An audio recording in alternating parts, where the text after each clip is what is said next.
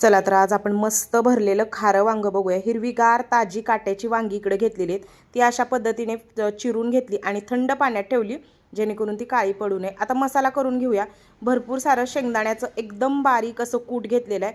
2 ते 3 चमचे हिरवा मसाला म्हणजे लसूण, खोबरं आणि कोथिंबीर, हळद, धनापूड आणि जो काही गरम मसाला आहे ज्याच्यात दालचिनीचा, जिऱ्याचा वास जास्त आला पाहिजे असा गरम मसाला करून घ्यायचा, कारण आपल्याला ह्याच्यात चटणी घालायची नाहीये त्याच्यामुळे। तर अशा पद्धतीने सगळे वांगे जे आहेत ते भरून घ्यायचे।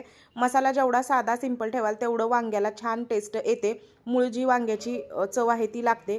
तर इकडे फोडणी देऊन घेऊया। तेल टाकलेलं आहे, जिरे टाकले आणि अगदी बारीक कट केलेला कांदा थोडासा टाकलेला आहे। जो मसाला उरलेला होता ना तो आता तेलात परतून घ्यायचा। त्याच्यानंतर वांगी घालायची। वांगी छान वाफेवरती आधी 5-7 मिनटं परतून घ्यायची म्हणजे त्याला डाग पडेपर्यंत। त्याच्यानंतर आपल्याला हवं तितकं पाणी घालायचं आणि एक 10 मिनटं झाकून वांगं ठेवायचं आणि अशा